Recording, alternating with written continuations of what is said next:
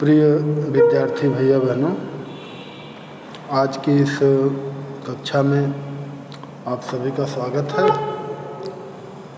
इसके पहले मंत्र पाठ की व्याख्या भाग 1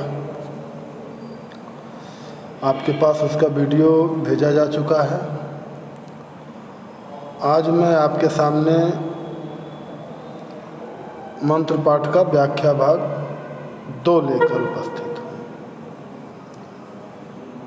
गद्यांश में जो महत्वपूर्ण स्थल होते हैं, पूरे पाठ का नहीं, जो महत्वपूर्ण स्थल होते हैं तो उन स्थलों की व्याख्या की जाती है।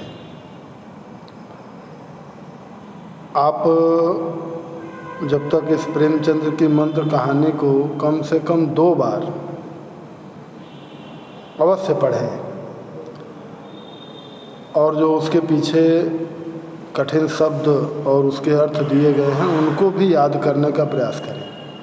मेरे द्वारा आपको यहाँ कठिन शब्दों के अर्थ जरूर मुंह से बताए जाएंगे, लेकिन उसको याद करना ज़्यादा ठीक रहता है। तो चलिए व्याख्या को प्रारंभ करते हैं।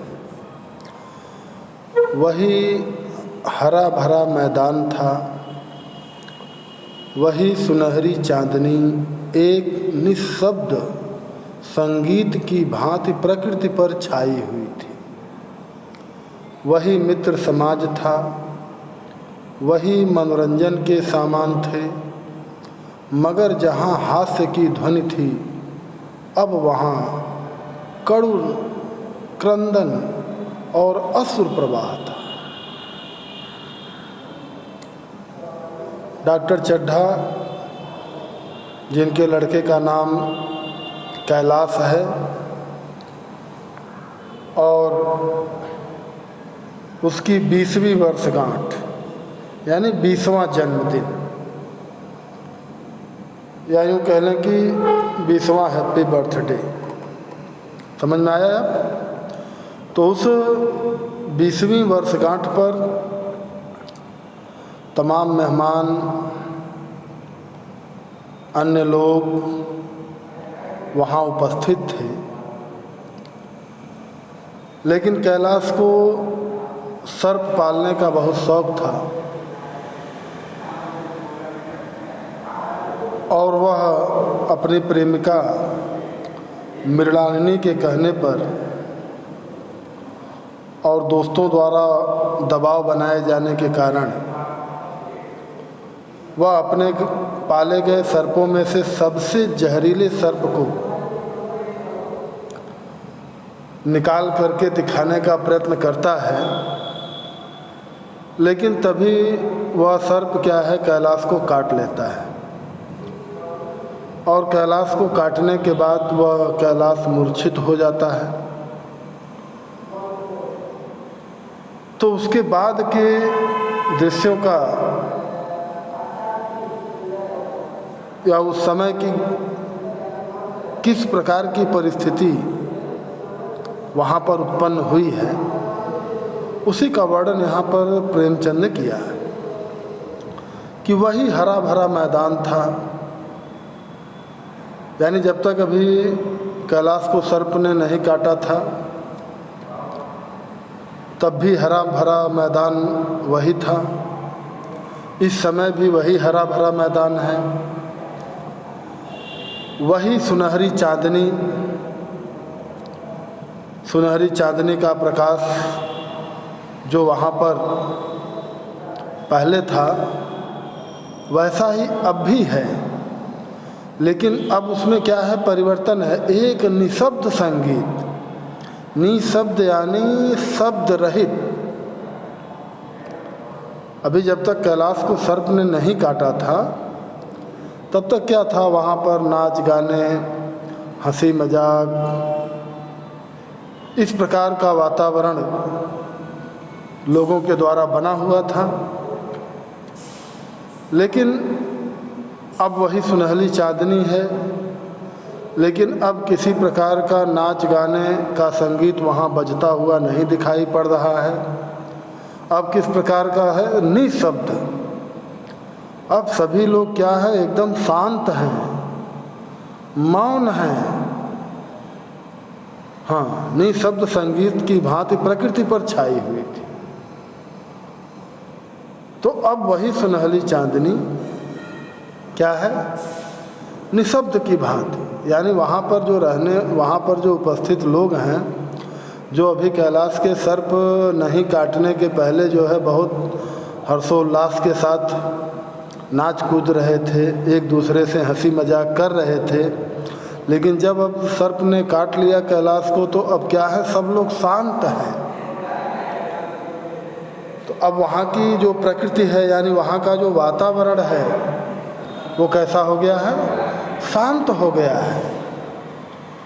तो जिस सुनहली चांदनी में लोग उल्लसित थे, प्रसन्नचित्त थे, लेकिन अब वही सुनहली चांदनी क्या है? एक शांत निशब्द संगीत की भांति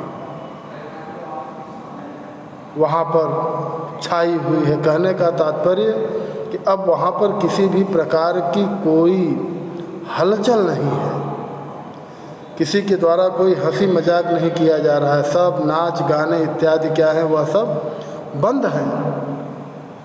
वही मित्र समाज था, वही मनोरंजन के साधन थे, मगर जहाँ हास्य की ध्वनि थी, अब वहाँ करुण क्रंदन और अश्रु प्रवाह था। करुण क्रंदन, करुण मतलब क्या होता है? दुख। क्रंदन यानी रोना, तो दुख भरी रोने की आवाज़। करुण क्रंदन मतलब क्या है? दुख भरी रोने की आवाज़। अश्रु प्रवाह, अश्रु मतलब आंसू, प्रवाह मतलब उसकी धारा, यानी आंसुओं की धारा। तो वही मित्र समाज था। ऐसा नहीं था कि कैलाश को सर्प ने जब डसा तो उसका मित्र समाज वहाँ से चला गया। वही मित्र समाज अभी भी वहाँ उपस्थित है, और जो मनोरंजन के साधन तब थे, वही मनोरंजन के साधन अब भी हैं। लेकिन क्या हो गया है अब? मगर जहाँ हास्य की ध्वनि थी, लेकिन कैलाश को सर्प काटने के पहले सभी लोग एक दूसरे के साथ आपस में हंसी मजाक कर रहे थे, नाच रहे थे, उछल रहे थे। अब वहाँ पे क्या हो गया है?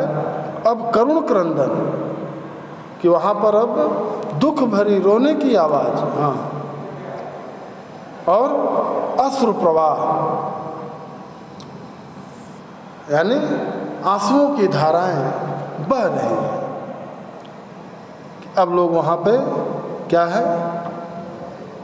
जैसे कैलाश की माँ हैं, उसके पिता हैं, उसकी प्रेयसी है, या अन्य जो सगे संबंधी हैं, तो अब उन सभी लोगों का भाव जो है वो परिवर्तित हो गया है। तो उसी बात को यहाँ पर कहा कि अब वहाँ पे क्या है? करुण क्रंदन यानी दुख भरी रोने की आवाज़ और आंसुओं की धारा बह रही थी। बात समझ में आ गई? बहुत छोटी सी ही व्याख्या है। अब इससे संबंधित देखो प्रश्न पूछे जाते हैं और उसके उत्तर लिखने होते हैं। तो पहला प्रश्न क्या होता है कि गद्यांश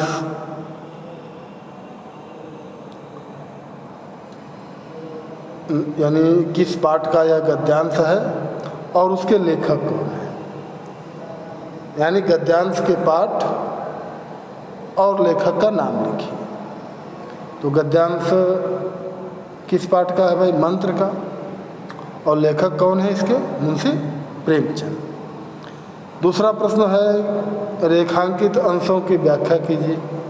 तो रेखांकित अंशों की व्याख्या करने में क्या आएगा? कोई आपको पंक्ति रहेगी और फिर उसको रेखांकित कर दिया जाता है। ये देखो कैसे रेखांकित कर रहा हूँ, ये मतलब थोड़ा तिरछा हो जा रहा है, आप इसको सीधा रखेंगे तो ये हो जाता है रेखांकित। तो इसकी व्याख्या करनी होती है। तो मैं इसको इसलिए नहीं कहता हूँ क्योंकि यह आवश्यक नहीं है कि जो मैंने अभी रेखांकित किया है वो दूसरे ने भी वही रेखांकित किया हो, इसलिए संपूर्ण गद्यांशों की कोई इसके ऊपर वाली पंक्ति को भी रेखांकित कर सकता है। जैसे वही हरा भरा एक मिनट।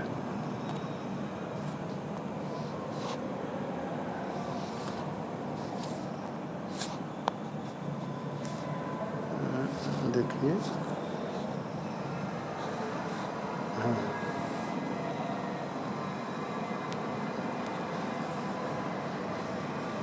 जैसे इसको भी रेखांकित कर सकता है कि वही हरा भरा मैदान था, वही सुनहरी चांदनी एक निशब्द संगीत की भांति प्रकृति पर छाई हुई थी। तो कोई इसको भी रेखांकित कर सकता है, इसलिए हमको संपूर्ण अंशों की व्याख्या करनी चाहिए। ठीक है, बात समझ में आ गई। तो एक गद्यांश के पाठ और लेखक का नाम और दूसरा रेखांकित अंशों की व्याख्या, तो आप इसको संपूर्ण करेंगे। 2 प्रश्न और इसमें से देख लीजिए।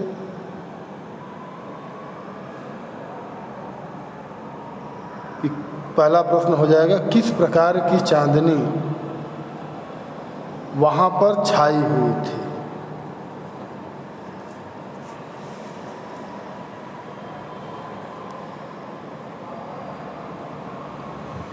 और दूसरा प्रश्न हो जाएगा